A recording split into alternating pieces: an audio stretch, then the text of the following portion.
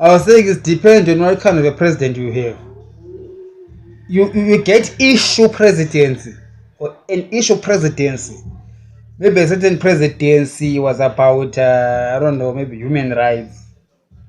Or certain presidency was about Kutora Eve Redu.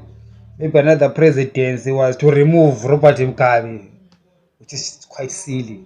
To remove a person. Okay, after you remove them, you are in, and then you do what? That's why ndithi mkomana wenu ngana dire mkomana wenyu mfana nofana kupinda ndiye we inende dire. I'll tell you something. If your issue is the economics, is the economy of the nation, it's easy when the head of state and the Reserve Bank governor forget Reserve Bank independence. You see what I'm talking about? The rules that Americans speak, the rules that they don't even respect themselves. And then you listen to them without knowing exactly where they're coming from. For me, Zimbabwe's Reserve Bank does not need independence. It must work in line with the Ministry of Finance and the head of state, who is an economy president, whose issue there is the economy. I want the economy to be one of the issues that I'm dealing with. And I realize that central banking is going to play a key central figure. That's why we need that. We need trust. Trust is first ingredient for a successful economy in any country. It's called trust. John Manguja and what's his name? They're not trustworthy. They don't have trust. They don't inspire trust. So the first call of duty I do on my first day is to fire them. Okay. So they might as well just be picking their bags. I love them. I like you guys. Well done. You ran the course, but now you lack one ingredient: trust. You cannot have politically connected people raiding the RBZ, getting US dollars and selling them in the parallel market, through arbitrage. And we say that you have got trustworthy guys in RBZ. No. I need a Fundisi, who's the Reserve Bank governor. I'm thinking of Nigel Chanangir. Do not know someone else. I let them fund this in a Minister of Finance. Then you coordinate policy. You work together. Whether it's setting up a interest rate policy, the government must know. Right? I know they speak about the central bank independence because of elections. That is their issue. You see, when they have got issues and then they make rules, then Africans just adopt American rules, of which those rules do not apply to our issues. We do not have an election issue when it comes to Reserve Bank governance. Alright? Our issue is different. We do need coordination between government and the central bank. Alright? We need to practice window dressing. That's what Japan did. Japan practiced window dressing. That's why their industries grew. What does that mean? The central bank and the banks within the Japanese economy were working together with the government on deciding which industries they were propping up. And their industries succeeded. The government centrally planned that we're going to do business industry ABC. This time around, we're going to that industry, and Japan grew. So I like the Japanese window dressing method.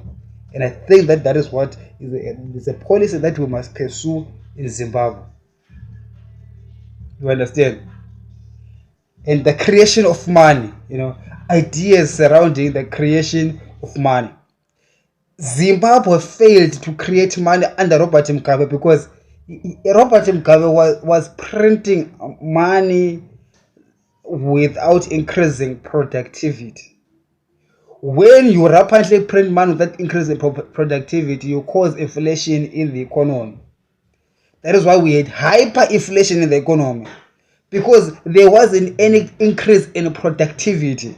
Increasing the money supply means nothing. Okay, you see, we now need a president who understands what is money, what is currency, what can currency do, what can currency not do. Currency has got its limitations and it has got its blessings as well. The fact that you have got a Zim dollar, which is a fiat currency, you are able to print it yourself.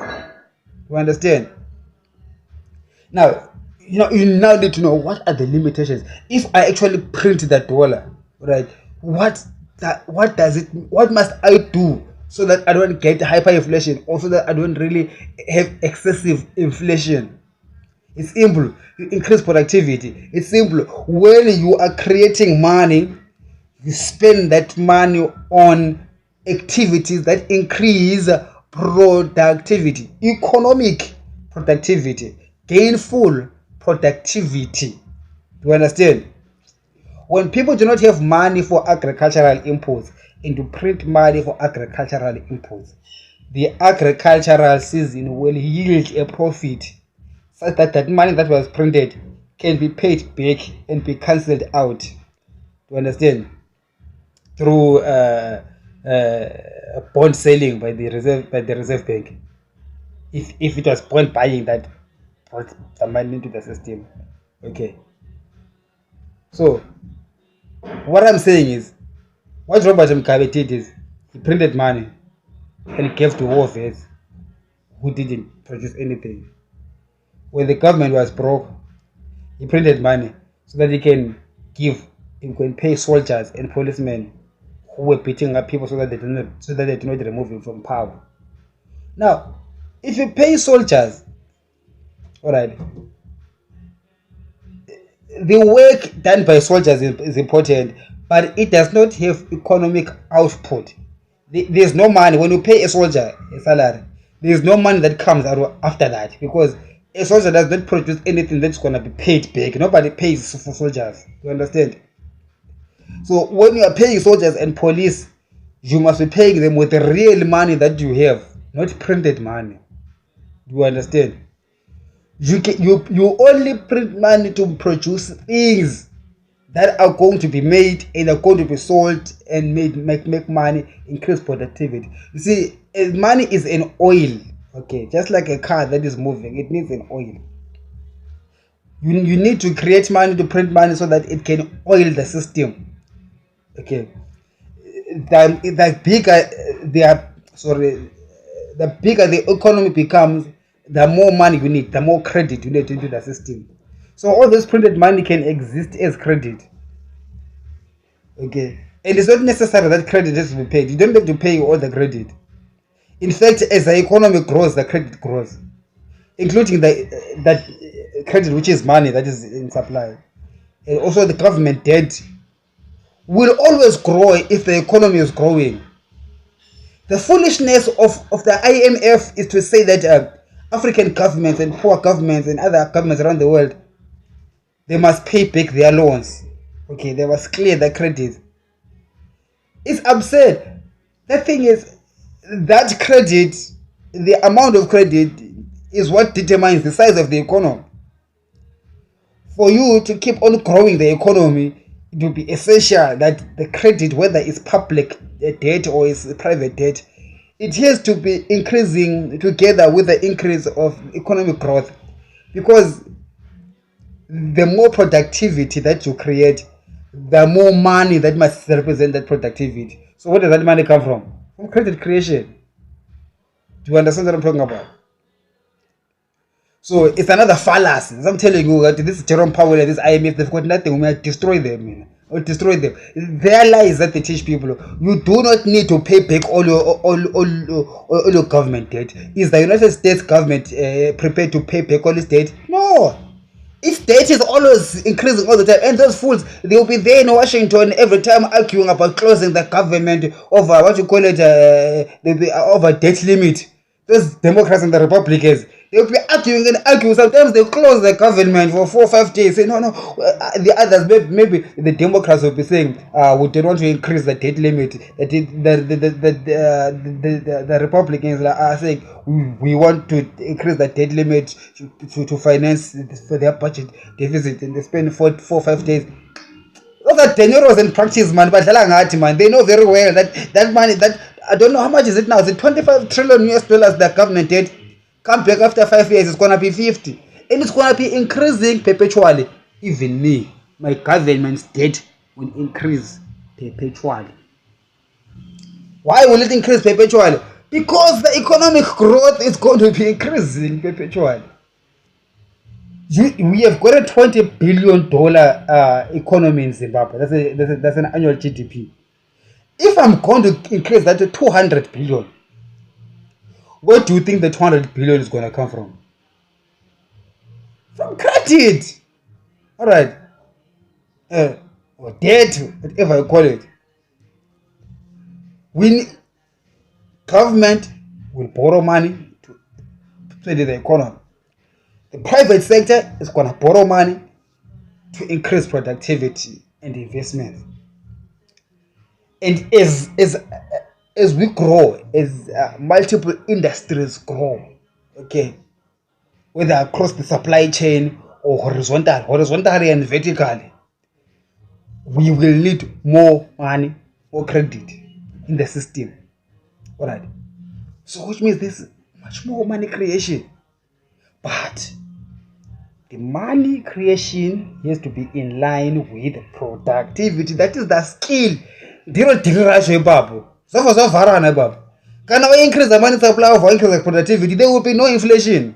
Okay. There will be no hyperinflation. You can target inflation rate. I mean, the American Reserve Bank, the American Federal Reserve targets 2%. Well, it will always gyrate, but target some level of inflation because of the nature of economics. You need a bit of inflation. Without inflation, you will be doomed like Japan in the 90s. So, what am I saying? I'm saying Zimbabwe, what we need now is an economic president. Someone who will tackle the inflation, hyperinflation, productivity, increase the GDP and put money in the pockets of the Zimbabweans. And I'm telling you, for us to be productive as Zimbabweans, to increase our productivity, we need to be productive ourselves. I need, as a government, to invest in the people. Education. Plan education inje so. Mina manje president madoda. Akuna muntu ongafundiyo. Wonke umuntu I don't care gogo khona 75 years old. Ngiyamfaka ku tablet boy. Yesikolweni, the whole country, come on. Come to busy uphuza utshwala the whole weekend doing nothing ngathi sifelo. Ngathi 10 ngathi usembi yasuka. Kuyafundwa. Everyone at school, those that are at school are learning, those that are at work are learning something. I want you to upskill, learn skills. That is why we need to have that tablet with e-learning for primary school, high school, tertiary school, and also increasing your skill set within whatever industry that you're in, and also other periphery industries and other unrelated industries, so that I can build in the Zimbabweans a mind that is robust, a mind that is full of knowledge, economy, ability, skill set, training institutions that will give us the ability to drive that productivity. So you do understand that I can theorize productivity, money creation in line with high productivity, but then that productivity needs human capital that is well developed through education outcomes. Meaning that now focus therefore has to be largely on education outcomes and education system, and what is it that is in the curriculum and who are we targeting. And I told you everyone is going to go back to school. All right, some kind of schooling for everyone. I won't do that. Then I know that I've got what you call it, abantu abafundileyo and abasa upskillayo. Makunama industry amatsha bangena quick. And I wanna education platform it will make it so we'll make it like a Wikipedia, whereby people can add in their information. When Wikipedia, it grows naturally because people are they've got editors in them. So if we can edit our own programs, our educational programs in this government e-learning platform, that will be for everyone. Compulsory, like an ID card, you must have it. Okay. So because of that, you will see you go to productivity is a cooler so fast. If you know set up things, if you know tia kahle. Put a snare. It. You do not know which animal is gonna come, and you do not know when it's gonna come. But you know that there's a higher probability that an animal is gonna pass. Let me put a snare there. The phone will tear is zinto, so that people and the industries will grow organically. All right. Contrary to communism, where the central powers determine which industries are going to thrive or not, or how what we produce or not produce, we cannot do that because our human minds are limited. Even the president's mind is limited. Even his whole the committee and whatever subcommittees and everybody is limited. When Bitcoin came, who in government thought of, okay, let there be Bitcoin in the country? It wasn't government. It was individuals in the streets. You understand? But now you need, as a government, to create an environment that is conducive for creativity to excel. You understand? To be able to allow disruptive agencies to occur in your society. You understand? To be able to have a safety thing is ukuthi abantu bekwazi ukuba yibo, because so that God can move. God moves in whoever he moves, whenever he moves, however he moves. He doesn't always tell the leaders before he does it. He just does it. Do you understand? So that's a country that I want, I envision. And a country that is free. That is the freedom of it. I want the country that is free than all the other countries. That is why I advocate for LGBTQ rights and pro-abortion rights. Women must have the right to their body. Okay, if you do not want them to abort, at least contribute something towards that child, towards, be helpful. Don't just say we are gonna criminalize you for committing abortion when you're not gonna do anything about the fetus. Do something about the fetus. We're not gonna legislate somebody's body. It's not our body. And also we're not gonna be legislating people's bedrooms. A person and his sexuality and his sexual urges, and you're a government and you want to legislate that.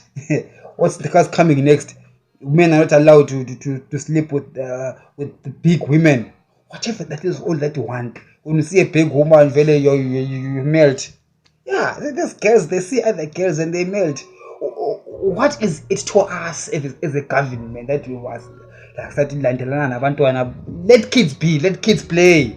Leave the kids alone, Mr. President. Let them be. Let these gays, homosexual, bisexual, transsexual, transgender, they are expressing themselves their way. Whether we like it or we do not like it, it's got nothing to do with us. We need to understand what freedom means. Freedom means allowing things that we also do not want. We also don't understand. Because that's what freedom is. And freedom creates this environment where we all live and we let live, and God will surprise us. I said, and God will surprise us. All these people will surprise us. Yabona. Imali mayize elizweni. Now, I'm going back to the economy. I did speak on the previous video about creating a financial hub. Right. Imali mayize madoda. Imali mayibhenkwe eZimbabwe. Okay. Mina my vision ukuthi abantu abamnyama bonke imali yabo mabayibhenke eZimbabwe. Because amakhiwa awasithande madoda nafuna uqambela amanga. The day bengazonda nje ungahlaba ungashaya ngempama umntwana wabo ngalapho. Imali yakho ingaphi, ise-Malaysia, imali yakho ingaphi, ise-Japan, imali yakho ise-London. Bavuka bekhiyele imali yakho because nje uchaye ngempama umntwana wakho. Engizwe ngitsho. Sometimes even ungachanga umntwana wakho vele bayasizonda, uyabanikeza ipower, i-leverage to uhambe beselwise. Yabona? Because izimpi madoda, izimpi these days asaliwa ngamagana. Izimpi zeziliwa economically through amanye ama-access wezinto. Thina sena njengabantu abamnyama azange sa-investor ekwakheni izinto and developing our own things. We need to develop our own industries. Understand? Financial sector is very important. Understand? The financial sector e-Africa, number one. Into yokuqala kumele siyibheke, and I believe Zimbabwe is going to be number one in Africa with this thing. Financial sector. Banking. Look, you guys start banks and start stealing people's money.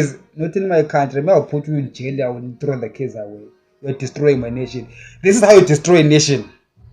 What Mthuli Ncube did at Barbican and for him to be allowed to be a finance minister, it baffles me. It baffles me, really. Because once you have got a screwed up banking industry, you don't have a country. You're done. You are done. Once you have got people abangathembakanga abathanda amasela nje, bathanda ukuntshontsha nje. Mawufaka imali bacabangela, how can they steal from you? Awusela lizwe. Awusela. I don't care if you've got gold and diamonds in a country. The moment you have amasela leading banking industry, awusela lizwe. It's gone, it's dead, there's no country there. That is why I said, me, I want myself to put myself as the head in banking industry. Because I don't trust anyone. And the currency in banking is trust. And trust me.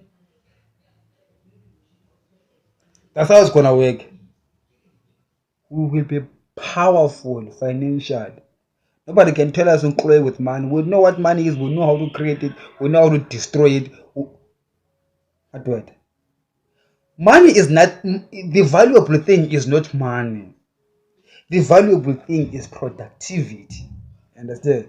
That's what we need to focus on. Increasing productivity. In order for you to have that productivity, you need to have good education outcomes. Okay, and a society that is based on trust. Not only should be the trust in banking, but trust should be in the rule of law itself. Law allows productivity to increase, because the reason why I put money in the bank and relax is because I trust that the law will protect me when I want my money back. You understand? The reason why some people put their billions in other safe haven is because their money is safe there. So we need to create like that thing also in Zimbabwe. Understand? When military sakhuluma ngaimbala. Nakuyo goma plan military ungamanga kahle, but I will never speak them here. Asizake ngakhulume lapha na uyakwazi for obvious reasons. Sizake ngikhulume nawo la. And if General Chiwenga no Valerio Sibanda bengambiza. Hlala lapha nekhoneni. Then ngizobatshela ke what I'm thinking about the military, not lapha ku YouTube. Ukwazi uma mgobhozi belalele. Ani futhi lizabe li-translate libatshela ukuthi sinyaya sithini kanti linjani kanti vele lena naze understand. Linga-translate, okay, ungathi linga-translate, ingathi uyabatshela ukuthi translate-ani. Okay, ividiyo lesendiyakhopha phayini bazalwane. Sihlangana kumavoti. Sihlangana kumavoti bazalwane. Sazi mkomana ngawabhedi. My question is ukuvunza ukuthi uphi wacho. Because wakomana bawanda these days. Goodbye, don't want my t-shirt yet. I washed my t-shirt yesterday. It's not really ironed, but it's fine. After all, goodbye.